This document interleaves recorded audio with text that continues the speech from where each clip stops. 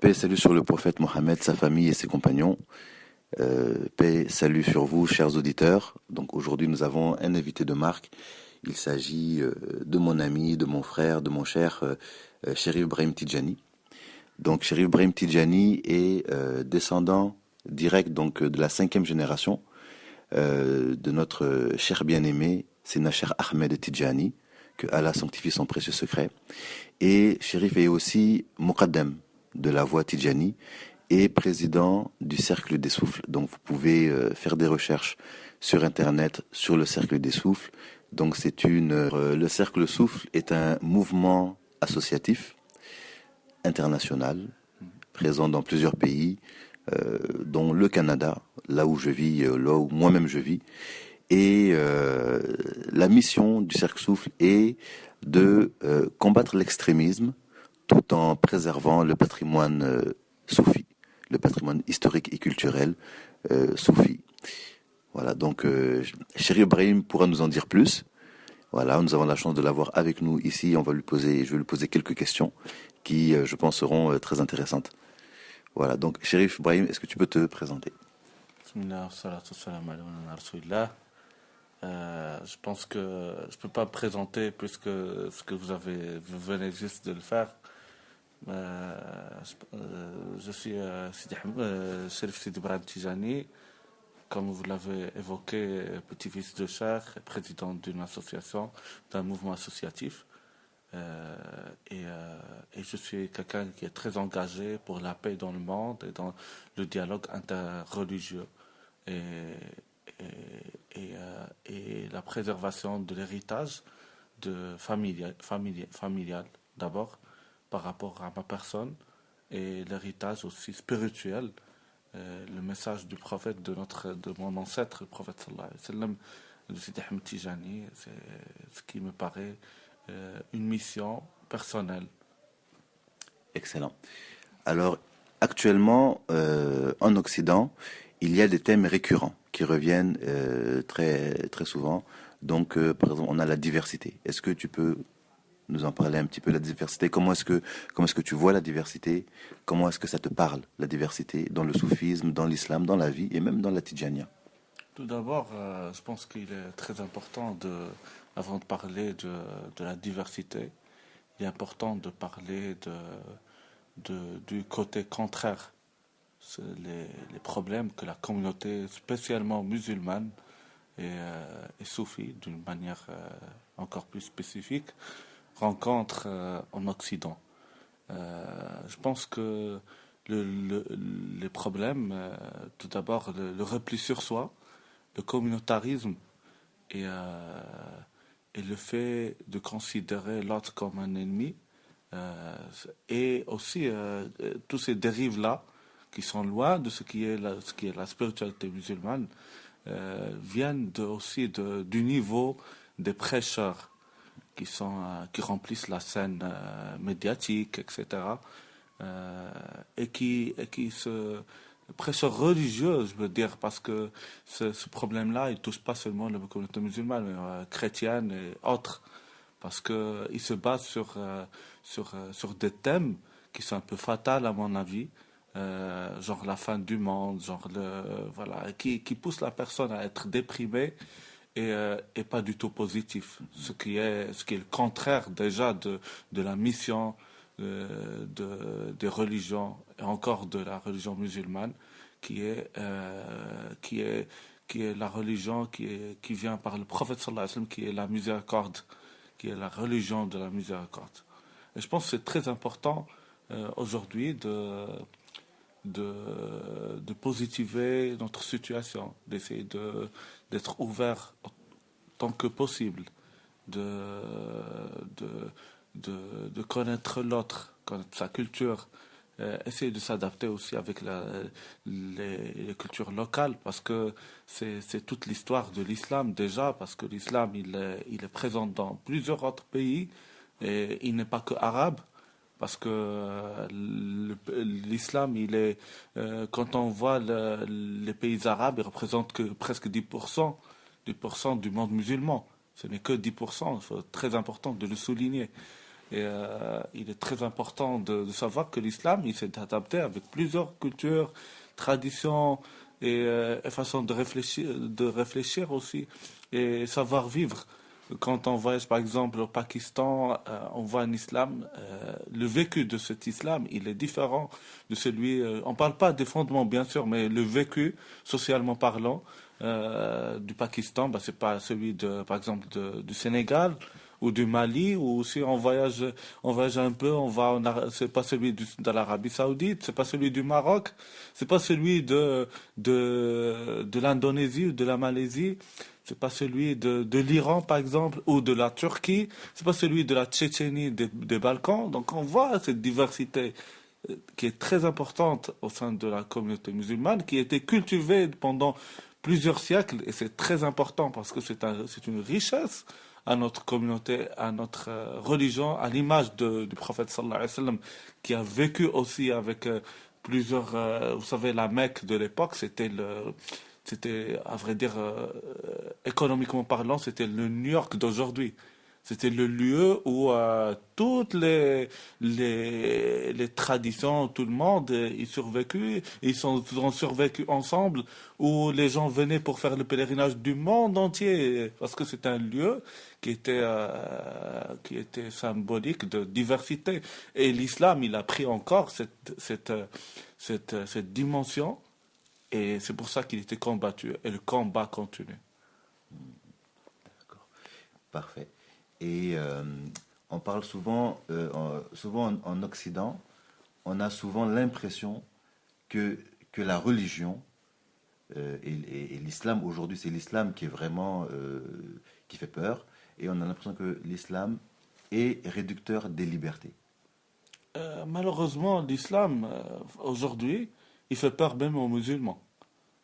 L'islam, comme il est vécu aujourd'hui, parce que c'est un islam de guerre, c'est la vérité. Il faut pas, et je pense que c'est très important de ne pas nier la situation gravissime des musulmans aujourd'hui.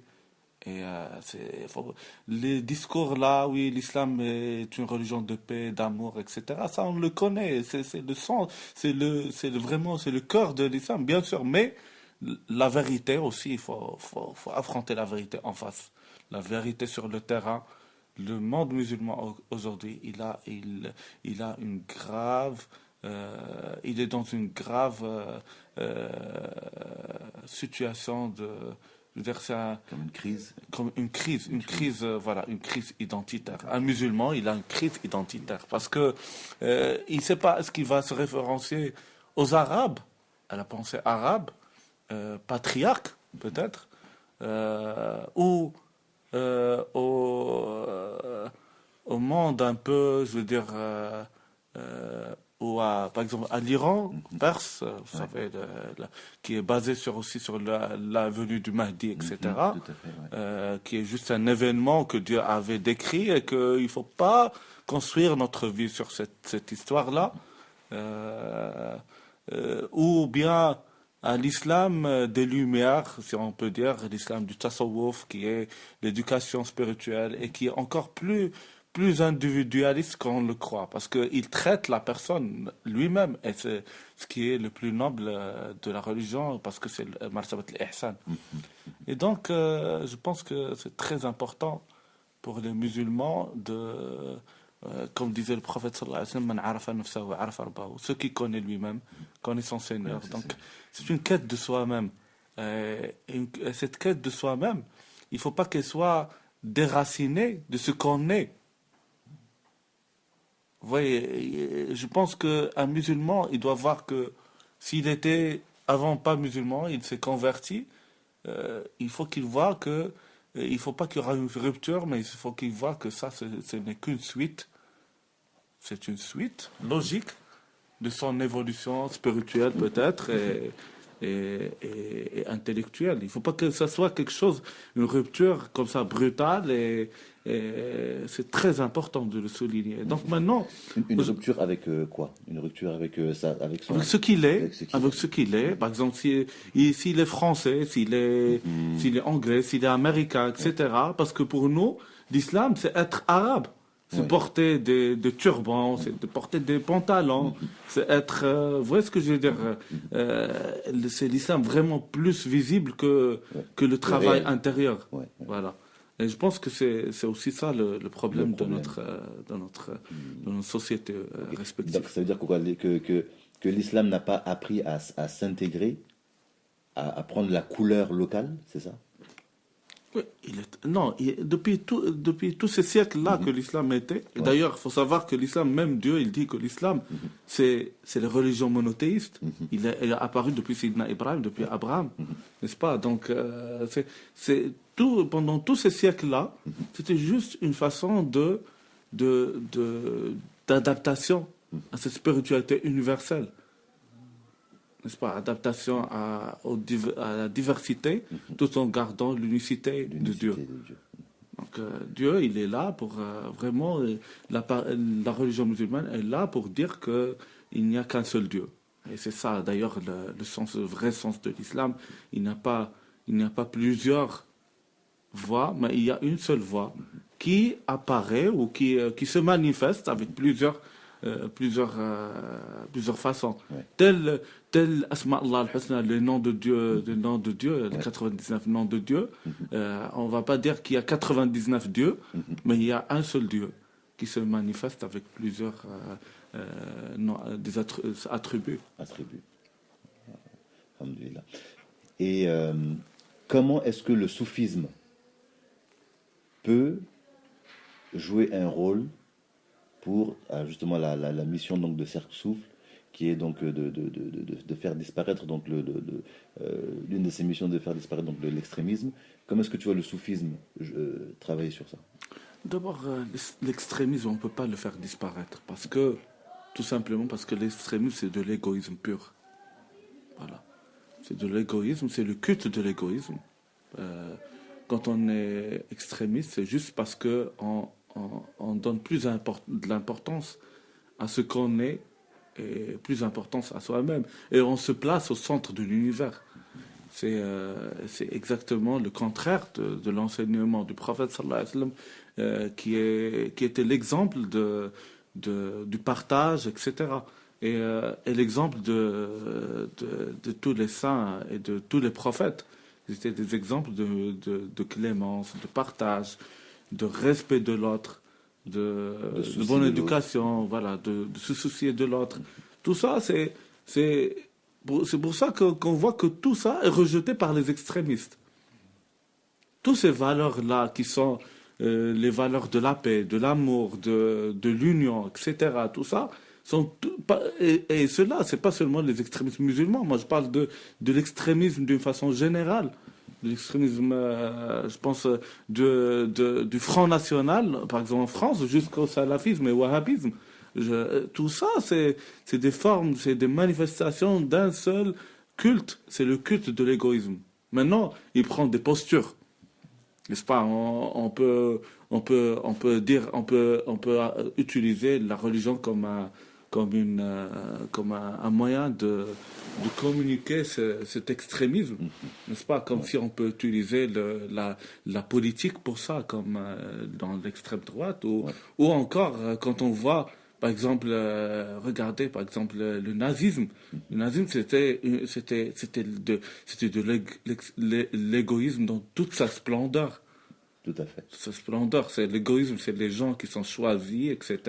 La race blanche, ou encore, quand on voit maintenant Israël, par exemple, c'est aussi de l'égoïsme dans toute sa splendeur, c'est le peuple choisi. Oui. Il y a des idées qui prennent racine avec ça. Prennent racine à ça. Et cela, ça a été dans toute l'histoire de l'humanité, c'est quelque chose qu'on peut pas malheureusement le combattre on peut pas le combattre par, je pense que il faut chacun a son atmosphère et qui l'entoure, et c'est cette atmosphère là qui fait de lui ce qui est aujourd'hui. Donc il est très important d'agir sur cette atmosphère, pas sur les individus, parce que les individus, c'est juste des gens qui portent des idées dans leur tête, des idées qui rejettent les autres, etc. Maintenant, il faut pas agir sur ça, mais je pense que on est des êtres comme si on est dans une mer, n'est-ce pas, si l'eau il est polluée, on devient aussi pollué. Et si l'eau, n'est-ce pas, on est des poissons dans cet univers, hein, on respire l'air, et l'air qu'on respire, s'il est mauvais, ben on est aussi touché par cela. Donc, très important d'agir sur l'atmosphère lui-même, n'est-ce pas, et cela ne peut être que par positiver, même ce qu'on croit qui est perdu. Même les causes qu'on pense perdues sont perdu ou même ténébreux. Tout ce qui est ténébreux, tu peux le positiver après, parce que c'est ça la martaba l'ihsan, c'est un ta'bud Allah que tu adores ton Seigneur comme si tu le voyais. Et même si tu le voyais pas, lui, et tu le voyais pas, lui il te voit. C'est-à-dire que tu vois du positif partout. N'est-ce pas? Tu vois du positif partout. Et si on positive notre situation, si on voit, c'est justement, c'est ça l'état de l'hamd, l'état de gratitude à Dieu. N'est-ce pas? C'est la plus noble des prières, être reconnaissant à Dieu. Ça, c'est la plus noble des prières. Et donc, si vous voulez, c'est cet état-là qu'il faut on peut arriver à cet état-là que lorsque on est heureux, on est épanoui et on est positif. Et je pense que si regardez juste un sourire, comme disait le prophète, un sourire c'est un aumône, hein, n'est-ce pas, un sourire quand tu souris à quelqu'un. Et quand tu souris à quelqu'un, même s'il est pas content, il devient, ça le touche. Ça le touche directement, sans que c'est juste un geste, n'est-ce pas? Et je pense qu'il est très important que les gens, qu'on positifie notre situation, que les musulmans arrêtent de voir le diable partout, qu'ils commencent un peu à voir Dieu dans toutes les choses qu'ils voient. Que tu adores ton Seigneur comme si tu le voyais, n'est-ce pas? Absolument. Et je pense que c'est ça déjà la mission de l'islam et du soufisme. Si on peut donner, parce que pour moi maintenant aujourd'hui le soufisme est-ce que c'est quelque chose qui est devenu une tendance? Vous voyez ce que je veux dire? Ouais. Quand tu dis même soufisme, c'est difficile même de cerner ce mot-là. Mais par contre, ce qu'on peut expliquer, c'est les valeurs humaines, qui sont les valeurs de l'islam, de l'humanité.